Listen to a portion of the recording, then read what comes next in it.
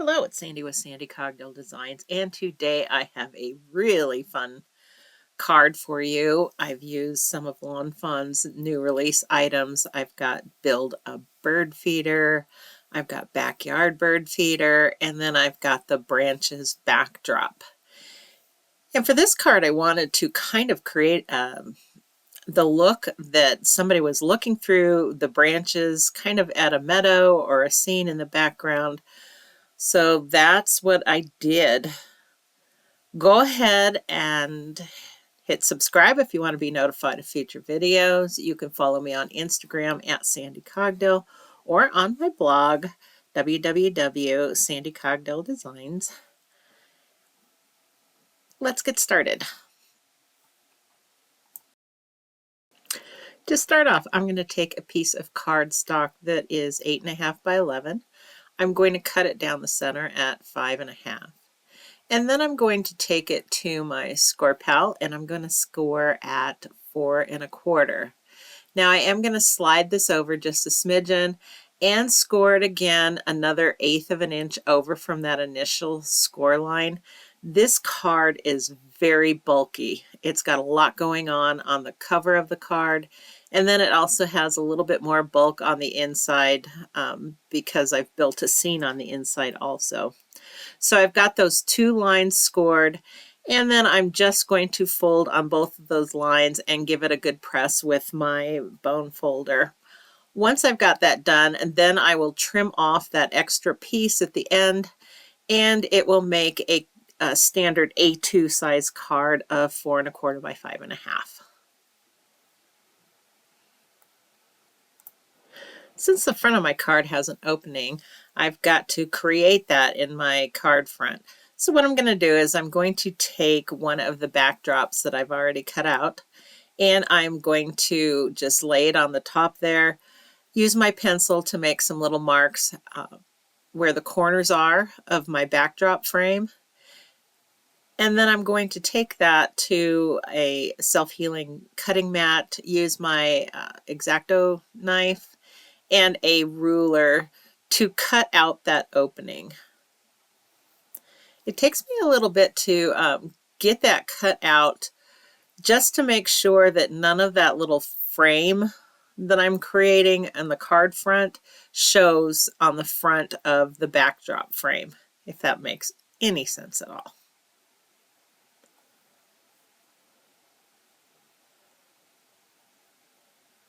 As you can see, I've got my opening cut now, and it's going to work well with the backdrop little frame that I'm going to put on the front and the back side of that opening that I've just cut.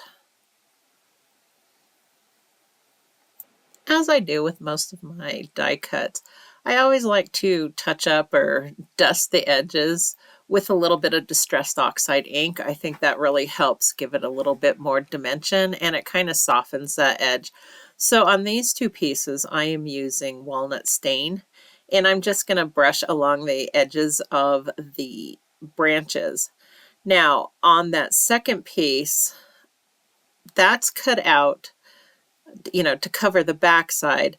So when you're using it, you're not really using what I call the pretty side of the die cut. It's the back side of the die cut. It looks a little bit different, but I figure since it's on the back side of this whole little piece that it doesn't really show or make too much of a difference. I wanted a little pile of seeds on the inside of my bird feeder, so I took a piece of lighter colored cardstock, and I'm just going to ink randomly some vintage, which one? The Vintage Photo, that's one of my favorites, walnut stain, and I think I might have used a little bit of tea dye on there. And then I just kind of speckled it with different Copic markers, kind of give it a little bit more dimension. I'm going to do that on both sides of this piece of paper. Now I also want that to stick to the acetate in the bird feeder. So I'm going to take some pieces of, well, I call it adhesive film. It's just wide double stick tape. And I'm going to put that on both sides of that cardstock. Then I'm going to place my die cut on that and run it through my die cut machine. Now I'm going to start putting together my bird feeder. I played around with these pieces and thought about doing a different colored top and different colored tray, but nothing really quite worked out very well. So I decided I would just do it in yellow and then just add a bit of shading and a little bit more color using Distress Oxide ink. So what I'm going to do is the area that forms the tray at the bottom, I'm going to give it a good coat or good dusting of carved pumpkin. And then for the other pieces, I'm just going to hit the outside edges to help give it a little bit more definition and shape. That top piece actually has a slit in it, so I will shade those two pieces separately, and I do that just by inserting a little piece of scrap paper in that slot opening and then just shading around that.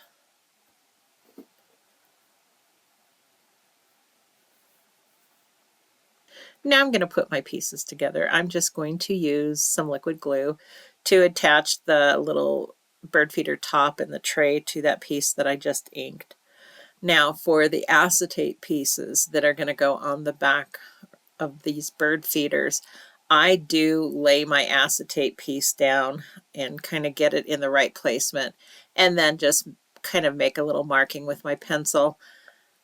I like to do that just because I don't like to move my acetate around too much when I'm gluing it down. The acetate and the glue just they don't play well together, and I don't like to have smears on my acetate. They're very hard to remove, and it just kind of makes everything look a little bit messy. So that's kind of one of my little pet peeves about acetate and glue.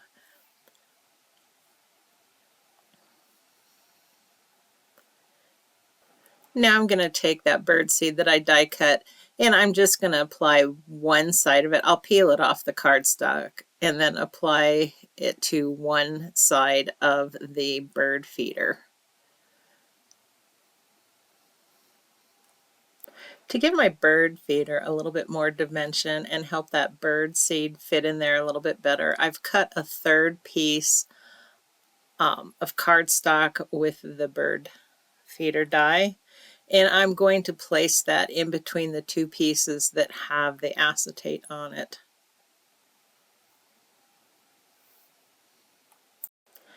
After I had glued that together, I remembered that I needed to insert a couple of strips of acetate at the top and the bottom of that bird feeder in order to adhere it to my little opening, just to give it a little more stability. There's no way that the branches were going to hold that bird feeder in place, so I needed to come up with some type of idea to hold it in place.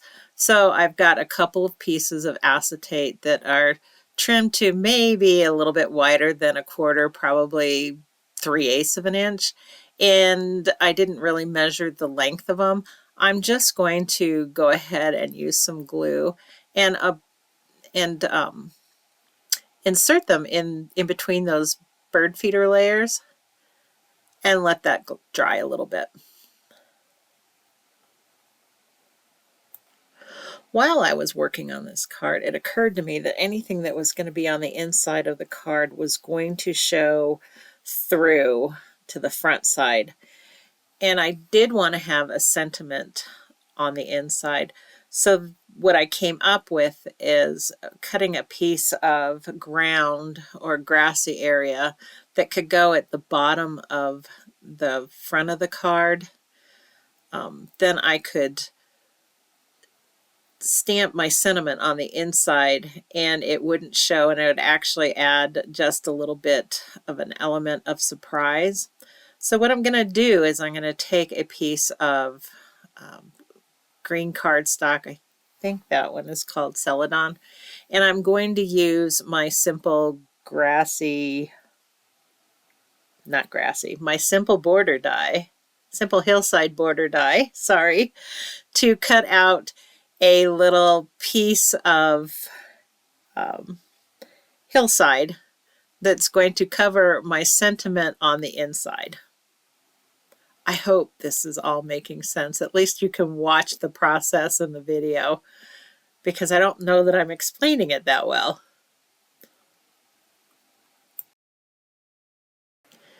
And as I usually do, I will take a little bit of Distress Oxide ink and touch up those edges on the green hillside. For this, I am using Mowed Lawn Distress Oxide ink. Now I'm going to start working on the inside of my card. I've got a piece of white cardstock, and I generally cut those roughly 6 by 6. I'm going to take some tumbled glass, Distress Oxide ink, and I'm going to very lightly just kind of ink all over that card. I'm not doing a clear, a solid coat of ink. I want it kind of mottled just to help give it a little bit of dimension. Once I've got that all inked, I wanted to put in some clouds, but I didn't want them really defined. I just wanted it super subtle because I felt like the front of the card had so much going on that it would just be a distraction. So I'm going to take my cloudy stencil and I'm going to just lay in some little cloud shapes. But like I said, they're not going to be very defined. Lawn Fawn came out with a new stencil called Stratus Cloud, and I wanted to see what that would look like on top of my other little cloudy piece. So I'm going to take that stencil along with some white pigment ink, and I'm just going to pounce that color in those stencil openings and create some little clouds. They look really good here, but once that ink dries, they kind of fade into the background and you can't really see them. But it's a very intriguing stencil, so I can't wait to play with it in the future to see what other kind of things I come up with. I've cut a couple more pieces of that cilantro cardstock to give me kind of a layered hillside for the inside of the card. I'm going to, of course, dust up or ink up those edges with a little bit of Mowed Lawn just to help give it a little bit of more dimension. I'm going to heat emboss my sentiment on that smaller hillside piece that I've got cut out. That one is definitely going to hide behind the front of my card. I'm going to just use some white embossing powder on that.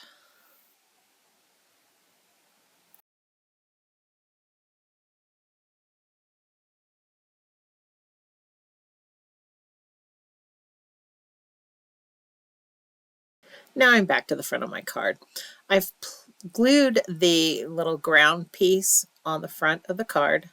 I'm going to use some double-sided tape to hold my little bird feeder in place. I've kind of played around with it and figured out exactly where it's gonna line up so that it's still above my ground, but it's not all the way to the top of my card. So I'll get those, I kind of marked it out with a pencil. I'll get those little pieces peeled off, and then I will apply my bird feeder. Okay, now I'm going to glue that front piece to the front opening of the front of my card. I'm going to use liquid glue, of course, to go all the way around it, and then I will trim off those extra acetate pieces that I've used to hold my little bird feeder in place.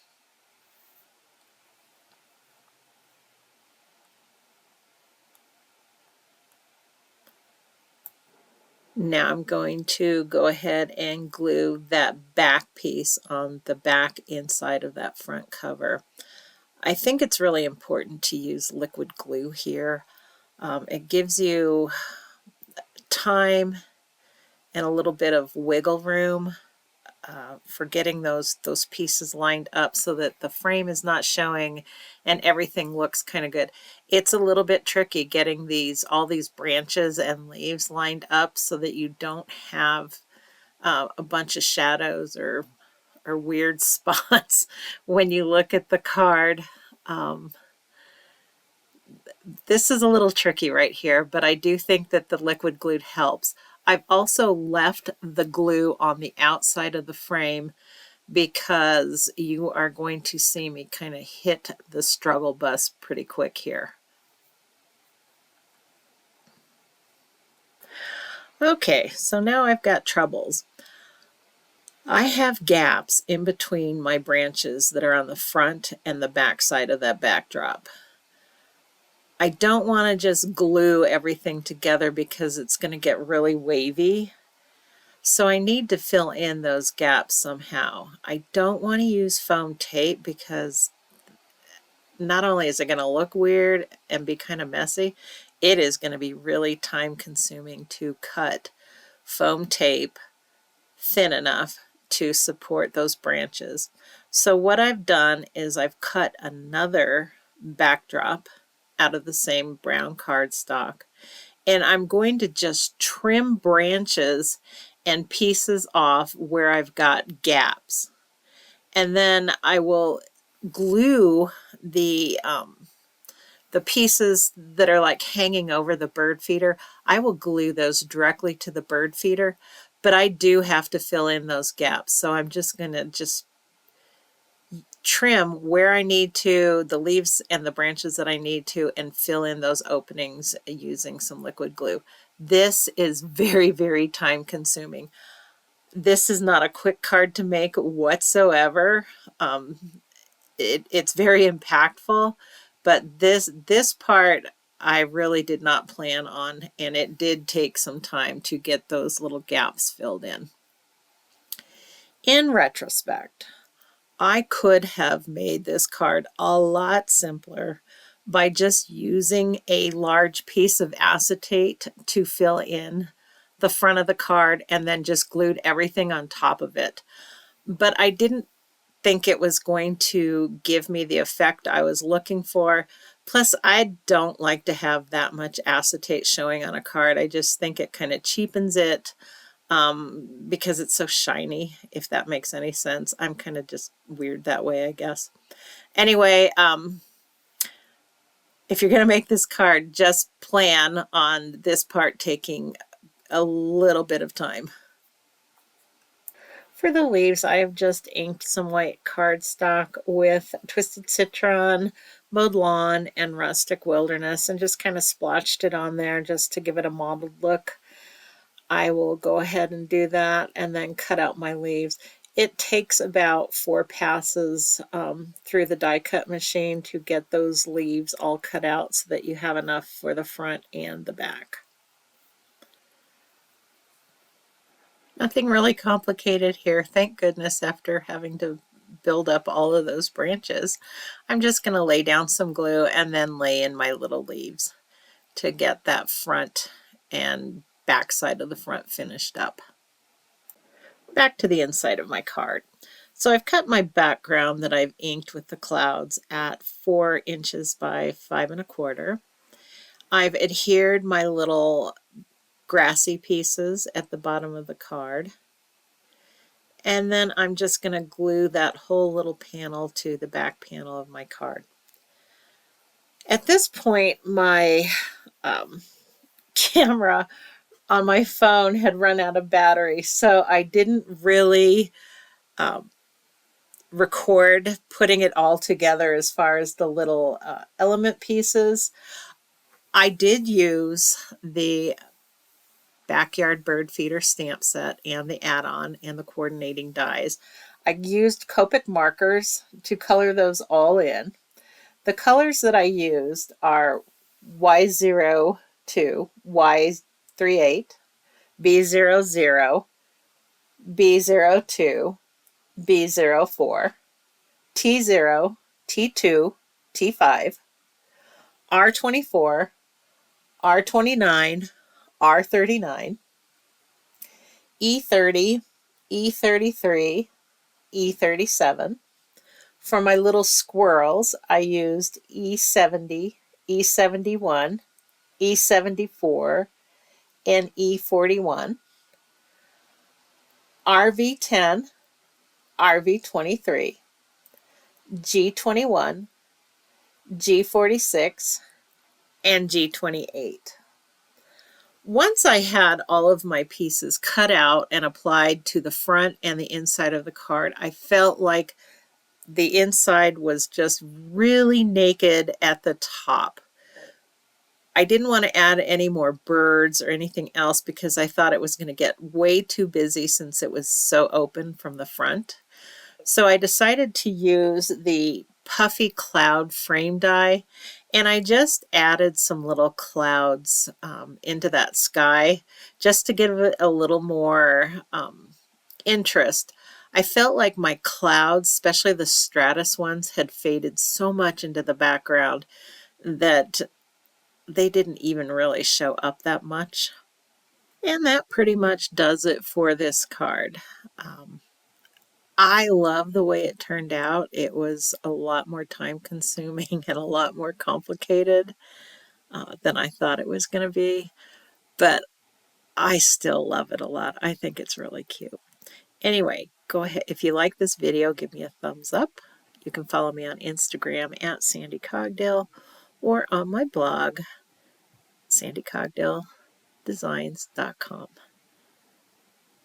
Thanks so much for stopping by, and I hope you have a great day. Bye-bye.